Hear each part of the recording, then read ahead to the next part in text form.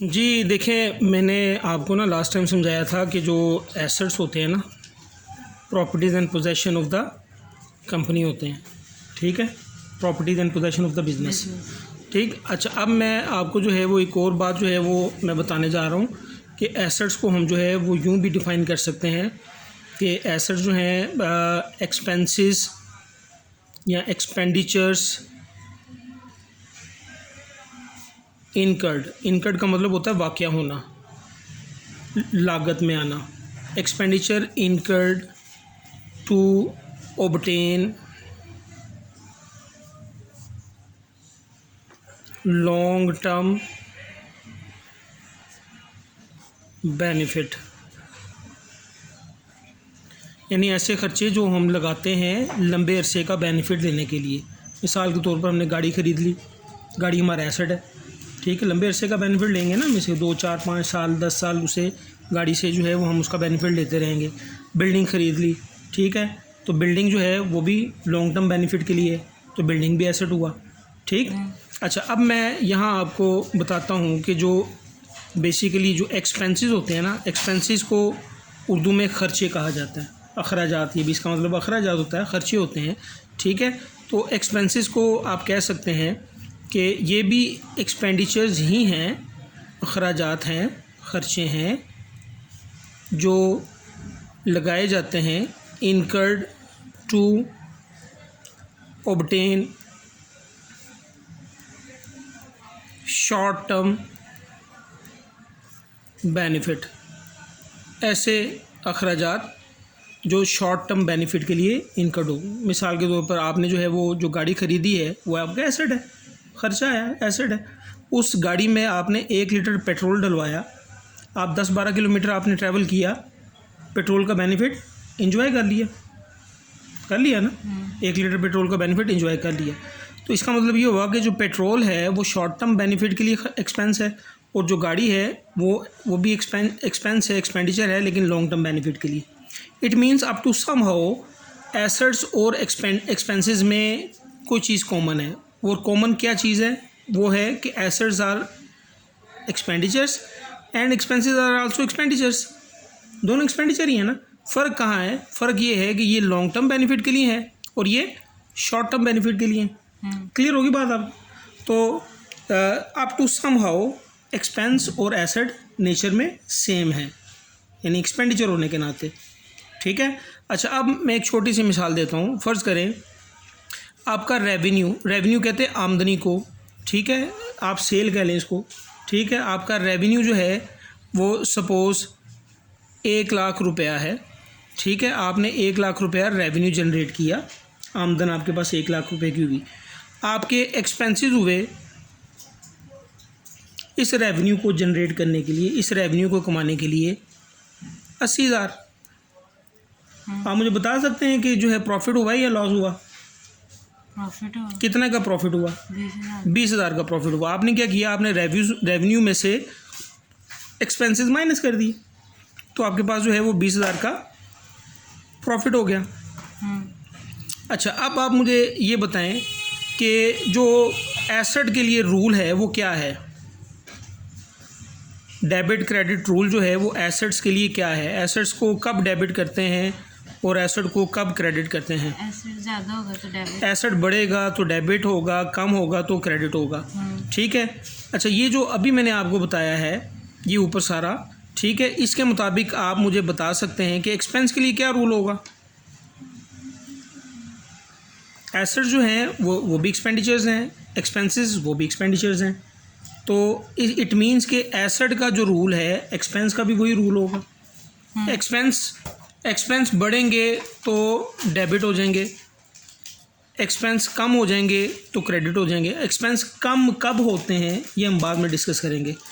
Basically हम जो है वो जस्ट रूल्स जो है वो ड्राइव कर रहे हैं या रूल्स देख रहे हैं कि एक्सपेंस का क्या रूल होगा, एसेट का क्या रूल होगा, कैपिटल लाइबिलिटीज़ का रूल मैंने बता दिया, ठीक है। अच्छा, अब आप मुझे ये बताएं कि जो है ये रेवेन्यू में से एक्सपेंस मैंने ये माइनस किया है कि रेवेन्यू में एक्सपेंस मैंने ऐड कर दिए? माइनस किया। इसका मतलब है कि रेवेन्यू और एक्सपेंस नेचर में सेम हुए?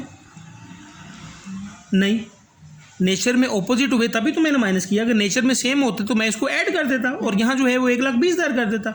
ठीक है, तो ये नेचर में चूँकि ऑपोजिट है, ठीक है, एक्सपेंसेस और रेवेन्यू नेचर में ऑपोजिट हैं, दैट इज़ वाई मैंने जो है वो रेवेन्यू में से एक्सपेंसेस को माइनस कर दिया। अब आप मुझे रेवेन्यू का रूल बताएं कि रेवेन्यू का क्या रूल होगा डेबिट क्रेडिट? एक्सपेंस जैसा रूल होगा? नहीं, क्या होगा?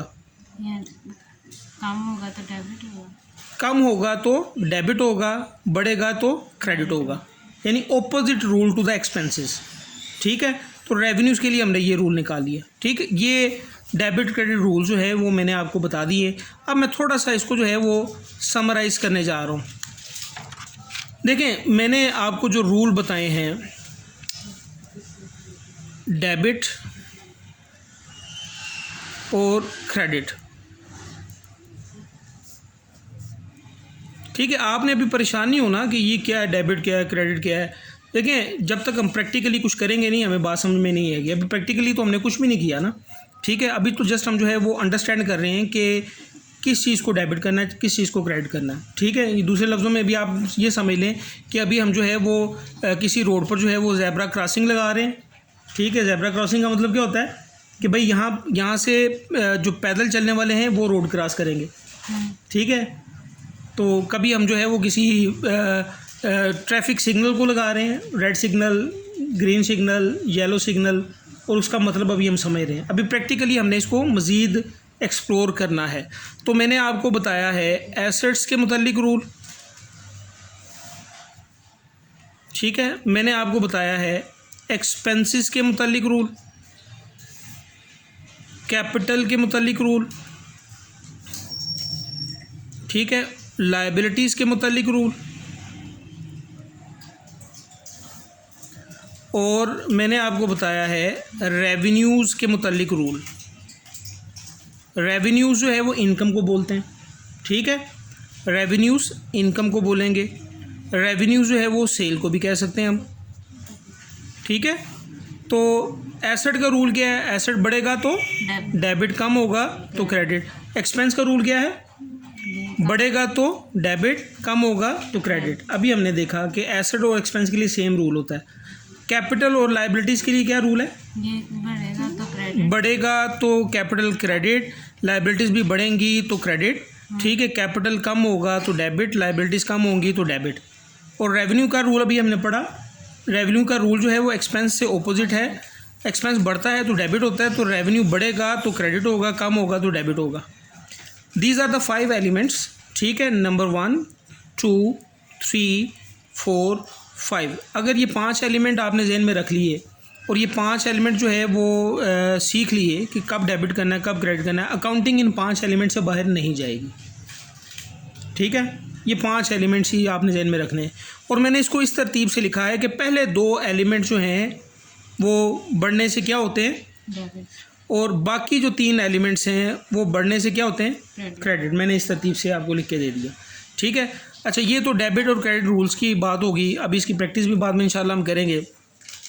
अब जो है ना, मैं आपको थोड़ा सा बताता हूँ कि बेसिकली जो है वो अकाउंटिंग क्या होती है। ठीक है, तो अकाउंटिंग जो है ना, अकाउंटिंग की डेफिनेशन जो है वो मैं आपको एक रफ़ सी डेफिनेशन अभी बता देता हूँ कि accounting basically it is an art, ये एक आर्ट है, ये एक फ़न है ऑफ रिकॉर्डिंग,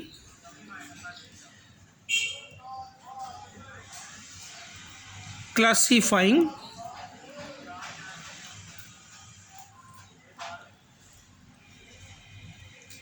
समराइजेशन या समराइजिंग, ठीक है, एंड इंटरप्रिटेशन। आप इंटरप्रिटेशन कह लें, आप एनालिसिस कह लें, एनालिसिस ऑफ बिजनेस ट्रांजैक्शंस। ठीक है, बिजनेस ट्रांजैक्शन से मुराद फाइनेंशियल डाटा, ऐसा डाटा जो फाइनेंस की शक्ल में हो, पैसे की शक्ल में हो। ठीक है, तो फाइनेंशियल डाटा को हमने अकाउंटिंग में क्या करना है? रिकॉर्ड करना है। ठीक है, उसको हमने क्लासीफाई करना है। क्लासिफिकेशन कैसे होगी बताएंगे आपको। उसकी समरी बनानी है हमने और उसकी इंटरप्रिटेशन करनी है, उस पर एनालिसिस करना है हमने, उससे नताइज हासिल करने हैं। किसको हमने रिकॉर्ड करना है, क्लासीफाई करना है, समराइज़ करना है, इंटरप्रेट करना है बिजनेस ट्रांजैक्शंस को। ठीक है, तो अकाउंटिंग में 4 काम होते हैं। Number 1 recording, number 2 classification, number 3 summarization, number 4 interpretation और एनालिसिस। ठीक है, अकाउंटिंग में ये 4 काम हमने करने हैं। और मैंने आपको बुक कीपिंग की डेफिनेशन बताई थी कि बुक कीपिंग क्या है। ये बिजनेस में करने जो मालूमात बिजनेस की जो ट्रांजैक्शंस को रिकॉर्ड करने का तरीका। ठीक है, बुक्स ऑफ अकाउंट्स में रिकॉर्ड करना। तो इट मीन्स के इसमें तो रिकॉर्डिंग भी आ गई। इट मीन्स के book keeping is a part of accounting. ठीक है, ये चीज़ बड़ी जहन में रखने वाली है क्या कि बुक कीपिंग जो है, बाद लोग जो है वो बुक कीपिंग को ही अकाउंटिंग समझ लेते हैं, हालांकि ऐसी बात नहीं है। बेसिकली जो है वो book keeping is the part of one of the part of accounting. Accounting का एक पार्ट है। अच्छा, अब इसमें अकाउंटेंसी भी आगे आ जाएगी, और भी चीज़ें आ जाएंगी, लेकिन हम सिर्फ अकाउंटिंग पर फोकस रखते हैं। ये चूँकि रिकॉर्डिंग एक काम है और recording is called book keeping, so accounting में बुक कीपिंग भी आ जाएगी, क्लासिफिकेशन, समराइजेशन और इंटरप्रिटेशन वगैरह भी आ जाएगी। अच्छा, अब जो है मैं आपको अकाउंटिंग साइकिल के मुतालिक बताता हूँ कि अकाउंटिंग साइकिल क्या होता है। Accounting cycle, accounting cycle basically आप जो है वो ट्रांजैक्शन से स्टार्ट लेते हैं। ट्रांजैक्शन जो है वो बेसिकली क्या है, ट्रांजैक्शन जो है वो डीलिंग है बिटवीन 2 पर्सन्स और parties regarding business activity. Business activity से मुतल्लिका जो है ना कोई लेन देन हो जाए, वो आपकी ट्रांजैक्शन है। वैसे तो ट्रांजैक्शन की डेफिनेशन बड़ी जो है वाज़िह और क्लियर है बुक्स में, लेकिन अभी हमने सिर्फ इसको यही समझा कि ये लेन देन है बिजनेस एक्टिविटीज़ का। तो ट्रांजैक्शंस को हम सबसे पहले करते हैं रिकॉर्ड करने के लिए हम जो है वो इस्तेमाल करते हैं एक बुक। उस बुक को कहते हैं जर्नल नहीं, जर्नल। ठीक है, और जर्नल का मतलब होता है डायरी, यानी डायरी में हम इसको रिकॉर्ड कर लेते हैं। ठीक है, और फिर जो है वो हम उसके बाद जो है वो इसको जो है वो आगे फर्दर इसकी पोस्टिंग करते हैं लेजर में। ठीक है, लेजर अकाउंट बनाते हैं। अब जर्नल क्या है, लेजर क्या है, एक एक करके हम इंशाल्लाह इसको देखेंगे। ठीक है, तो ट्रांजैक्शंस को जर्नल में रिकॉर्ड किया। ठीक है, जर्नल से जो है वो ट्रांजैक्शन को पोस्ट कर दिया लेजर में। ठीक है, और लेजर से जो है वो हम आगे बनाते हैं ट्रायल बैलेंस। अब ट्रायल बैलेंस क्या है, नई टर्म है ये, इंशाल्लाह ये सारी चीज़ें हमने देखनी है। ट्रायल बैलेंस से जो है वो आगे हमने जो है वो बनाने हैं, उर्फ़ आम में यहाँ जो है वो फाइनल अकाउंट कहा जाता है। ठीक है, तो मैं दोनों टर्म्स लिख देता हूँ। हमने बनाने होते हैं फाइनल अकाउंट्स। ठीक है, और बेसिकली अब जो है वो फाइनल अकाउंट नहीं, इसको बोलते हैं फाइनेंशियल स्टेटमेंट्स। हमने फाइनेंशियल स्टेटमेंट्स बनानी होती हैं, जिसको आप आजकल पाकिस्तान में जो है वो आई.कॉम और बी.कॉम के बच्चे जो है उसको फाइनल अकाउंट के नाम से याद रखते हैं। तो ट्रांजैक्शन से बात शुरू हुई, उसको हमने रिकॉर्ड किया। ठीक है, जर्नल में, उसको हमने पोस्ट किया लेजर में, यानी हमने इसको जो है इसकी क्लासिफिकेशन कर दी। ठीक है, कैसे करनी है वो बाद में बताएंगे। जर्नल में रिकॉर्ड कैसे करना है बाद में बताएंगे। ठीक है, ट्रायल बैलेंस की शक्ल में हमने जो है वो इसकी समरी बना ली। ठीक है, समरी बनाने के बाद जो है वो हमने इसके नताइज ले लिए, इसके जो इसका प्रॉफिट आया या लॉस आया। फिर उसके बाद फाइनल अकाउंट या फाइनेंशियल स्टेटमेंट की मदद से हम जो है वो क्या करेंगे, एनालिसिस करेंगे इसका। ठीक है, और ये लाइनें मैंने वैसे ही लगाई हैं। असल में ये जो एरोज़ वाली लाइनें हैं ये दर हकीकत लाइनें हैं। अच्छा, ये बेसिकली होता ये है कि हम पूरे बिज़नेस की लाइफ को ना छोटे छोटे हिस्सों में तकसीम कर देते हैं। ठीक है, मिसाल के तौर पर आप 1 साल हम कह देते हैं उसको। ठीक है, 1 साल में तकसीम करके हम क्या करते हैं, उस 1 साल का प्रॉफिट या लॉस निकालते हैं। ठीक है, अब बिज़नेस की लाइफ तो बहुत लंबी होगी ना। ठीक है, पता नहीं कोई ऐसे भी बंदे बैठे हुए हैं, ऐसी भी कंपनीज़ हैं जो साल से चल रही हैं। तो इसका मतलब ये है कि उनको अब प्रॉफिट या लॉस तो निकालना है ना अपना। तो प्रॉफिट या लॉस निकालने के लिए उनको एक अकाउंटिंग पीरियड अपना सेट करना पड़ता है। टर्म बोली मैंने अकाउंटिंग पीरियड। तो अकाउंटिंग पीरियड बेसिकली जो है वो 12 माह का यानी 1 साल का एक पीरियड होता है जिसमें ये साइकिल पूरा होता है। ट्रांजैक्शन से बात शुरू होती है, जर्नल, फिर लेजर, फिर ट्रायल बैलेंस, फिर फाइनल अकाउंट या फाइनेंशियल स्टेटमेंट, फिर दोबारा से फिर ट्रांजैक्शन। लेकिन वो ट्रांजैक्शन कौन सी होगी? अगले साल की, अगले साल की ट्रांजैक्शन। अगले साल जो है वो काउंटिंग पीरियड पूरा करेंगे हम, ठीक है। लेकिन कीपिंग इन माइंड कि यहाँ ट्रांजैक्शन से तो हमने बात शुरू कर ली, लेकिन ट्रांजैक्शन से पहले जो है ना इसका आएगा source document. Source document, source document क्या है? मिसाल के तौर पर आप जो है ना किसी स्टोर में जाते हैं और वहाँ स्टोर से जो है वो कुछ चीज़ें ख़रीद लेते हैं, तो स्टोर वाले को पेमेंट दे देते हैं, वो आपको एक वाउचर देगा या आपको जो है वो रसीद बना के दे देगा। तो वो रसीद जो है वो आपकी ट्रांजैक्शन का सोर्स डॉक्यूमेंट है, एविडेंस है, ठीक है। आपने कॉलेज में एडमिशन लिया, आपको जो फ़ी चालान मिला है, ठीक है, वो फ़ी वाउचर जो मिला है आपको, वो सोर्स डॉक्यूमेंट है, ठीक है। Now you are the student of the college, ठीक है। तो सोर्स डॉक्यूमेंट के ज़रिए हमें पता चलेगा कि ट्रांजैक्शन एक्चुअली क्या होगी, हमने सेल की है, परचेज़ की है, ठीक है। सेल के लिए सेल इनवॉइस, परचेज़ के लिए परचेज़ इनवॉइस, ठीक है। और इसी तरह जो है वो आपने बैंक में पैसे जमा करवाए हैं तो उसकी पेइंग स्लिप जो होती है बैंक की, वो सोर्स डॉक्यूमेंट होगा। तो इस तरह ये अकाउंटिंग साइकिल जो है हम पूरा करेंगे। अच्छा, अब यहाँ पर हमने ये बात कर दी कि अकाउंटिंग क्या है, अकाउंटिंग साइकिल क्या है, और बाकी बातें जो है हम बाद में करते हैं इंशाल्लाह। हमारे साथ रहिएगा। अस्सलाम वालेकुम।